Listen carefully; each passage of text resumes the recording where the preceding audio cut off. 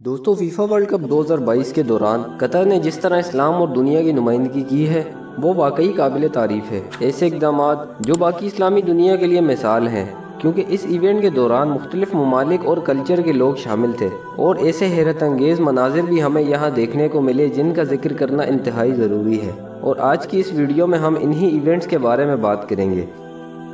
زیب T V کی videos میں ایک بار پھر دل کی عطا گرائیوں سے خوش آمدید۔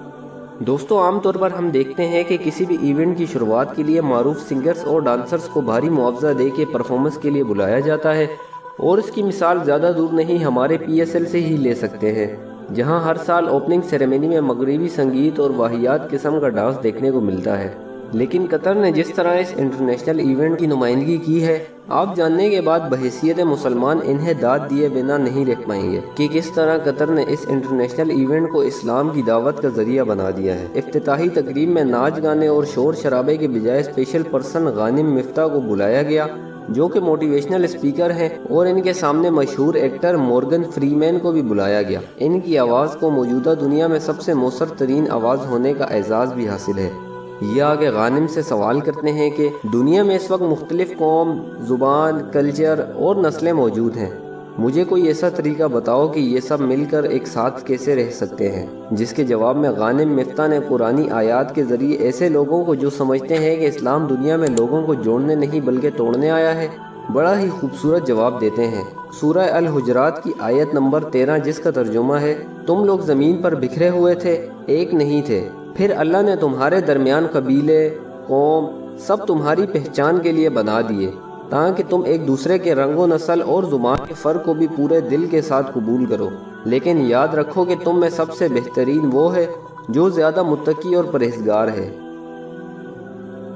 اور اس طرح اس قرآنی آیات کے ذریعے ساری دنیا کو بتایا گیا کہ اسلام اس دنیا کے لوگوں کو جوڑنے آیا ہے، اور جو کچھ میڈیا پر دکھایا جاتا ہے وہ اسلام دشمن لوگوں کے ذہنوں کی پیداوار ہے، اور اس کا حقیقت سے کوئی تعلق نہیں۔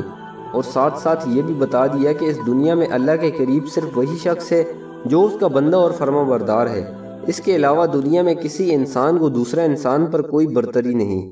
دوستو اس کے بعد کسی معروف ٹی وی ایکٹر کی جگہ Islamic scholar doctor Zakir Naik کو بلایا گیا، جو کہ اپنے ماہرانہ انداز میں لوجک دلائل کے ذریعے جواب دے کے پہلے ہی ہزاروں لوگوں کو مسلمان کر چکے ہیں۔ اب یہاں سوچنے کی بات یہ ہے کہ جب ان کی باتیں لاکھوں کروڑوں لوگوں کے کانوں میں پڑی ہوں گی تو انہوں نے اسلام کے متعلق کیا کچھ نیا سیکھا اور جانا ہوگا، کیونکہ اس ایونٹ کے دوران اب تک کئی لوگ اسلام قبول کر چکے ہیں۔ ایک تو جرمن فیملی نے اپنے پورے خاندان سمیت اسلام قبول کیا، جس کی ویڈیو سوشل میڈیا پر وائرل ہو رہی ہے۔ Did anyone force you or you choose it? Yeah, I choose it. Did anyone force you or you choose it? You chose it? Did anyone force you or you like it? You choose it? You choose to be a Muslim? Barakallahu feek. You choose it? Say ashhadu an la ilaha illallah wa ashhadu anna Muhammadan Rasulullah. Allahu Akbar. Allahu Akbar. Allahu Akbar. اس کے علاوہ بھی FIFA world cup کی افتتاحی تقریب نے ایک الگ ہی سما باندھ دیا، جہاں مدرسے کے بچوں نے اس میگا ایونٹ کا افتتاح قرآن کی تلاوت سے کیا۔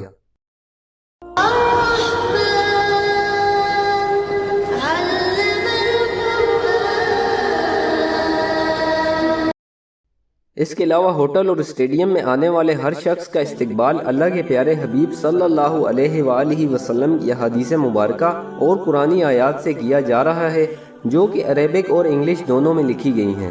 ہر ایک شخص کو خوبصورت عطر اور میوے کے گفٹ ہیمپر سے ویلکم کیا گیا، بالکل ایسے ہی جیسے گھر آئے مہمان کو ویلکم کیا جاتا ہے۔ اس کے علاوہ اسلامی تاریخ، قرآنی آیات اور احادیث مبارکہ کو بورڈز پر نمایاں کر کے جگہ جگہ لگا دیا گیا۔ قرآن مجید مختلف زبانوں میں ترجمے کے ساتھ اور سیرت النبی صلی اللہ علیہ وآلہ وسلم پر کئی زبانوں میں کتابیں لکھ کے جگہ جگہ فری میں بانٹی جا رہی ہیں۔ ہر اسٹیڈیم میں نماز کی جگہ کو نمایاں کر کے سب کے سامنے رکھا گیا ہے تاکہ ہر شخص اسے دیکھ سکے۔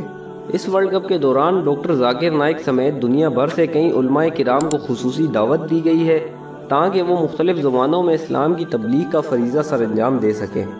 ملک بھر کی مساجد کے مؤذن حضرات کو تبدیل کر کے انتہائی خوبصورت آواز والے مؤذن کو رکھا گیا ہے، اور تمام مساجد کو اسلامی میوزیم کے طور پر بنا کر کسی بھی غیر مسلم کو یہاں وزٹ کر کے کسی بھی قسم کی معلومات لینے کا پورا اختیار دیا گیا ہے تاکہ وہ اسلام اور قطر کے کلچر کو قریب سے دیکھ کے اسے سمجھ سکے۔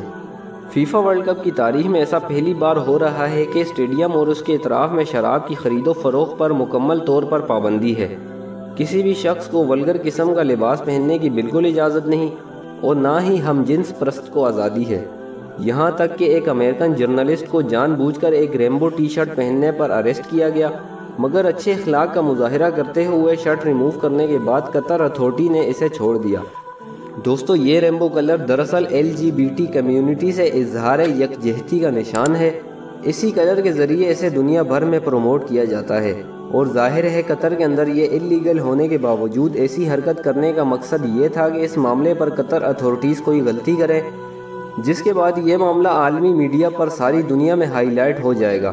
لیکن قطر اتھارٹیز اسے سمجھ گئی اور ایسا نہیں ہونے دیا اور اس شخص کو وارننگ دے کے چھوڑ دیا۔ ایک اور حیرت انگیز منظر یہ دیکھنے کو ملا کہ عام طور پر جب بھی میچ ختم ہوتا ہے تو وہ اسٹیڈیم کچرے کا منظر پیش کر رہا ہوتا ہے، کیونکہ وہاں موجود ہزاروں لوگ اپنے پیچھے گاربیج چھوڑ جاتے ہیں۔ لیکن قطر انتظامیہ یہ دیکھ کے حیران ہو گئی کہ جب سب لوگ جا چکے تھے تب جیپنیز لوگ تمام کوڑا کرکٹ اٹھا کے ایک جگہ اکٹھا کر رہے تھے۔ ان سے سوال کیا گیا کہ کیا آپ لوگ یہ سب کیمرہ میں آنے کے لیے یا دنیا کو دکھانے کے لیے کر رہے ہیں؟ اس پر انہوں نے جواب دیا کہ نہیں، یہ ہم جیپنیز لوگوں کا کلچر ہے کہ ہم اپنے پیچھے کوئی بھی کچرا نہیں چھوڑتے، پھر چاہے ہم اپنے ملک کے اندر ہوں یا کسی کے ہاں مہمان ہوں، اور ہم ابھی بھی وہی کر رہے ہیں۔ دوستو، ان لوگوں نے یہ ثابت کر دیا کہ جیپنیز قوم کو یوں ہی دنیا کی مہذب ترین قوم نہیں کہا جاتا، بلکہ ان کے اخلاقیات اور کلچر دنیا کے اندر ایک مثال ہے۔ رسول اللہ صلی اللہ علیہ وآلہ وسلم نے فرمایا کہ تم میں سب سے اچھا مسلمان وہ ہے جس کے اخلاق سب سے اچھے ہیں، اور یہ بھی کہ مومن ہر گناہ کر سکتا ہے مگر کسی کو دھوکہ نہیں دے سکتا اور نہ ہی جھوٹ بول سکتا ہے۔ اور یہ تمام تعلیمات اس قوم نے اپنا کر دنیا میں خود کو اعلیٰ اخلاق کی مثال بنا دی ہے، جو کہ یہ ڈیزرو بھی کرتے ہیں۔ ایک اور حیرت انگیز منظر بھی فیفا ورلڈ کپ کے دوران دیکھا گیا، جب اسرائیلی ٹی وی چینل کا نمائندہ کسی بھی قطری شخص سے بات کرنا چاہتا مگر کوئی بھی شخص اس سے بات کرنے پر راضی نہیں ہوا۔ سعودی عرب کی ٹیم کے جیتنے کے بعد جب یہ نمائندہ کسی بھی عرب شخص کے پاس یہ پوچھنے کے لیے جاتا کہ آپ اس بارے میں کیا سوچتے ہیں، تو ہر عربی شخص نے یہ کہہ کے منع کر دیا کہ ہم مسلمان بھائیوں کی زمین پر قبضہ اور ظلم کرنے والوں سے ہم بات نہیں کریں گے، اور سوری کہہ کے اپنا احتجاج ریکارڈ کروا کے سب لوگ سائڈ پر ہو گئے، اور پوری دنیا کے مسلمانوں کو یہ میسج دیا کہ چاہے کوئی بھی مسلمان لیڈر اس ناجائز وجود کو کسی بھی مجبوری میں آ کے تسلیم کر لے، لیکن ان کی عوام کبھی بھی دل سے ان کے ناجائز وجود کو نہ تو کبھی تسلیم کرے گی اور نہ ہی اس وقت تک اس کے وجود کو تسلیم کر سکتی ہے جب تک کہ ہمارے فلسطینی بھائیوں کو ان کا حق نہ دیا جائے۔ یہ نفرت اس وقت تک قائم رہے گی جب تک فلسطین کے بچوں کو بے دردی سے ناحق قتل کیا گیا انہیں انصاف اور اپنا وطن واپس نہیں مل جاتا۔ اس وقت تک ان کے دل میں اسرائیل کے لیے کوئی جگہ نہیں، پھر وہ چاہے میڈیا اور پولیٹکس پر جتنا مرضی پیسہ لگا لے، وہ ہمیشہ ایسے ہی ذلیل اور رسوا ہوتے رہیں گے جیسے آج ہوئے ہیں۔ قطر کو اسلام محبت اور اس میگا یونیورس ایونٹ کو اسلام کی دعوت بنانا اس بات کو ظاہر کرتا ہے کہ اگر آپ خلوص دل سے کسی نیکی کا ارادہ کریں تو اللہ کی مدد آپ کے ساتھ ہوتی ہے اور دنیا کی کوئی بھی طاقت آپ کا کچھ نہیں بگاڑ سکتی۔ دعا ہے کہ اللہ پاک قطر کے حکمرانوں کو اس نیکی کا اجر عطا فرمائے۔ اگر آپ کو سچ میں قطر کے یہ انتہائی حیرت انگیز اقدامات پسند آئے ہوں تو اس ویڈیو کو لائک کر کے اپنے دوستوں کے ساتھ ضرور شیئر کریں۔ پھر ملاقات ہوگی ایک اور نئی معلوماتی ویڈیو کے ساتھ، تب تک اپنا بہت سارا خیال رکھیے گا۔ اللہ حافظ۔